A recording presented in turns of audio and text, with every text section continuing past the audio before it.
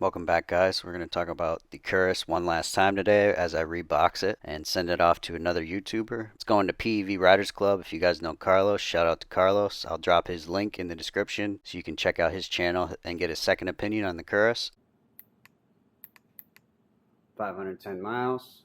I want to compare this with the Vsett 10 Plus because it's about the same price when you compare them with the 28 amp hour battery. I'm going to preface this video by saying I don't own a Vsett 10 Plus, but I know several people that do, so I have a decent opinion on what's wrong with it and what people are complaining about. First thing we'll talk about is this beefy stem that comes with this Currus. This stem design where the suspension is on top, I don't really know the name of it, but different from C-style suspension that is on the Vsett. This type does not get any speed wobbles. That's a problem people are complaining about with the Vsett, is that there's some speed wobbles at high speed.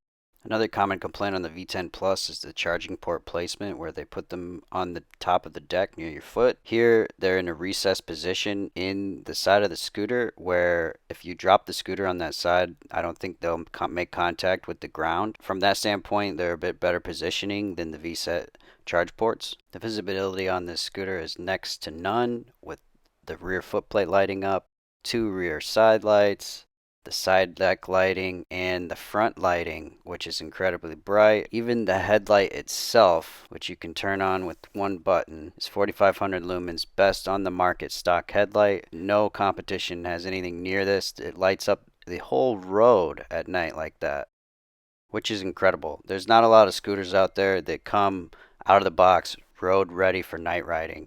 And that's part of what makes scooting really fun, is riding at night. So it's important to have good lighting to be able to do that safely, whether you're on the street or the bike path. The Zod Hydro brakes are a little superior to the normal nut or zoom hydro brakes because they have a metal hose clamp that helps keep the heat from traveling up the hydraulic line. The grips have a premium feel and they work well in your hand.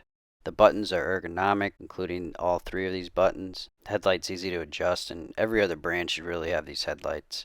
There's no reason not to have a super powered headlight. This comes with extra wide carbon fiber handlebars and that awesome Currus logo right in the middle. Some people complain about the V10 Plus handlebars.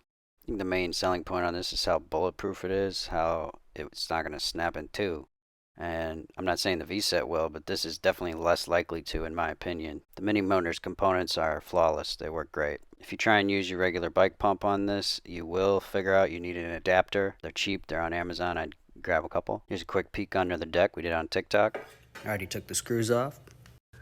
The battery comes in a full-on case, which is pretty rare for scooters. Usually they're just packed in. This wire management's pretty decent compared to a lot of scooters. There's plenty of extra space if you want to put a GPS tracker or any extra add-ons. The mini motor's controller itself is pretty small. You can see it here, and I think it's the only controller. It controls both motors.